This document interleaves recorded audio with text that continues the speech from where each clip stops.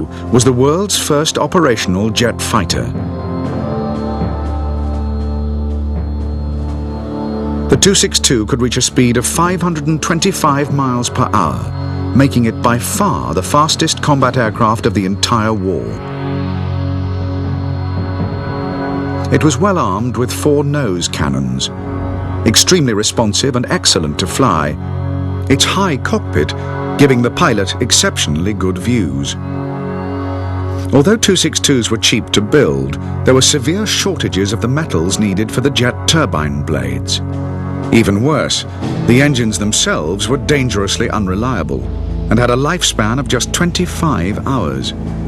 Although 1,500 262s would enter service, even that number could not affect the outcome of the war, and in any case, fuel shortages severely limited operations. However, when the 262 did see action, it was the deadliest aircraft over the battlefield.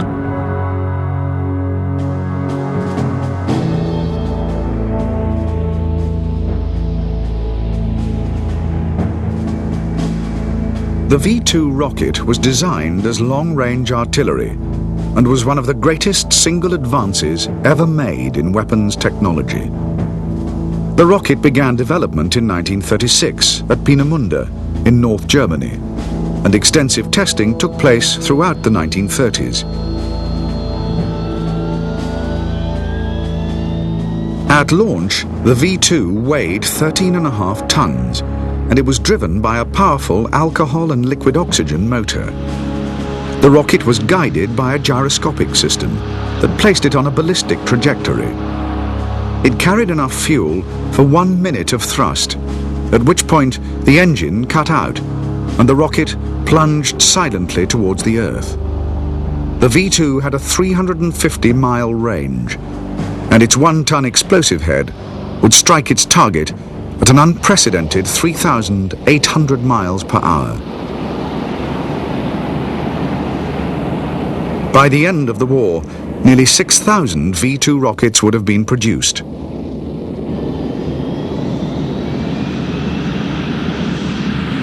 They could be launched from mobile sites or from fixed batteries, and more than 2,500 would fall on British and continental cities.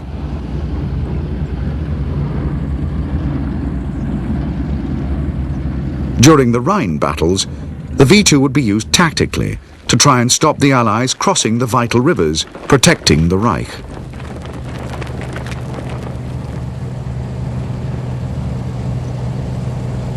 For Hitler and his senior commanders, the V-2 was the ideal revenge weapon.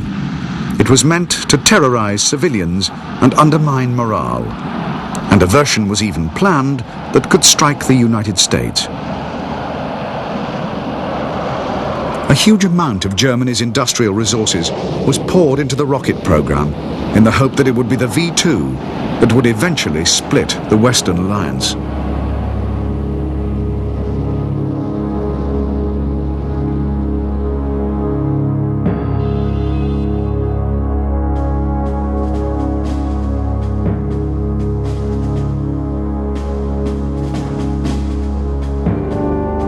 In 3 months of fighting since D-Day in June, the German army had lost more than 600,000 men, killed, wounded, or captured.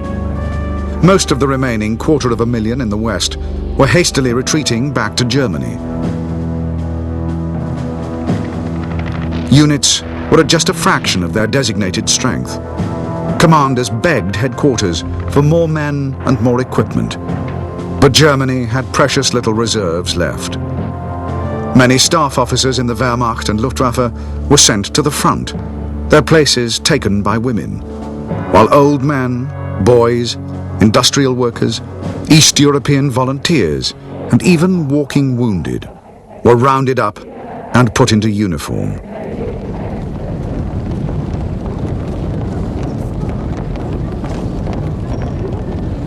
Although most of the remaining German troops were poorly trained and inexperienced, there was in the retreating forces a nucleus of Wehrmacht and Waffen-SS who were hardened veterans.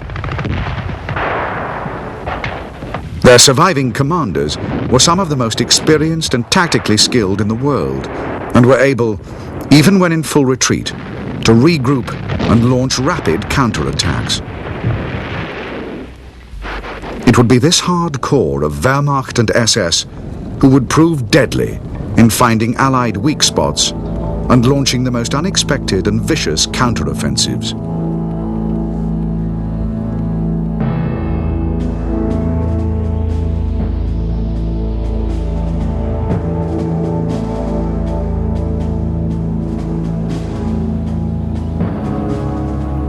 After liberating Brussels on the 3rd of September 1944, the British Army raced immediately for Antwerp, the second largest port in Europe. The capture of Antwerp was essential if the Allies were to build up the gigantic amount of supplies needed to launch the invasion of Germany. Although the British 11th Armoured Division liberated Antwerp on the 4th of September, the Germans held several islands in the estuary near to the city. Until these German strongholds were destroyed, the Allies would be unable to use the river and the port would remain closed. In the second week of September, with Antwerp unlikely to be operational in the immediate future, the British proposed an imaginative plan to cross the Rhine without delay. To head off American protests, it was a modified version of their original plan, a compromise, which would not use up all the available supplies.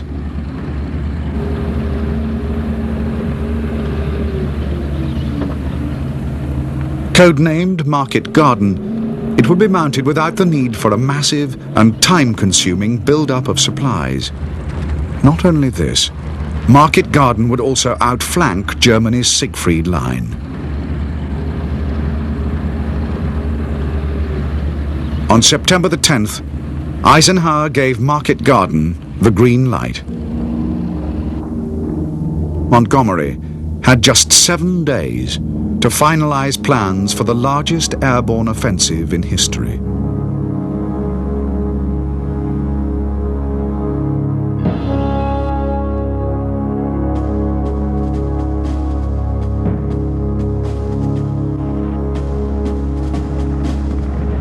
Operation Market Garden, the British plan to seize a bridge on the River Rhine, was scheduled for the 17th of September 1944. However, with less than a week to go, there were already major problems. British planners had underestimated the sheer quantity of supplies the operation would need. They were forced to recommend to the Supreme Commander, General Eisenhower, that the offensive be postponed for a week.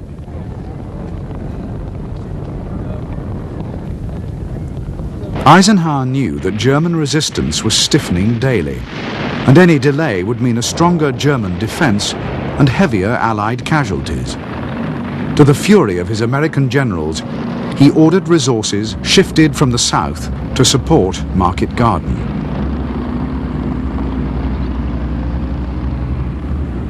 Allied commanders believed that the area of the planned attack was lightly defended. A persistent mist over the landing zones had hampered reconnaissance, and although there were reports that the remnants of several panzer divisions were in the region, these reports were dismissed.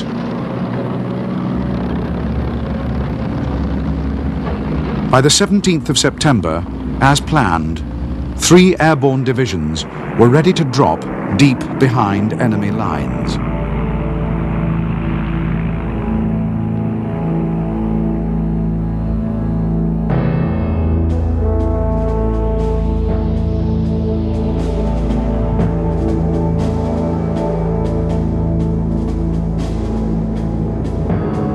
To pave the way for Operation Market Garden, on September the 16th, Allied bombers launched heavy attacks in and around the target area.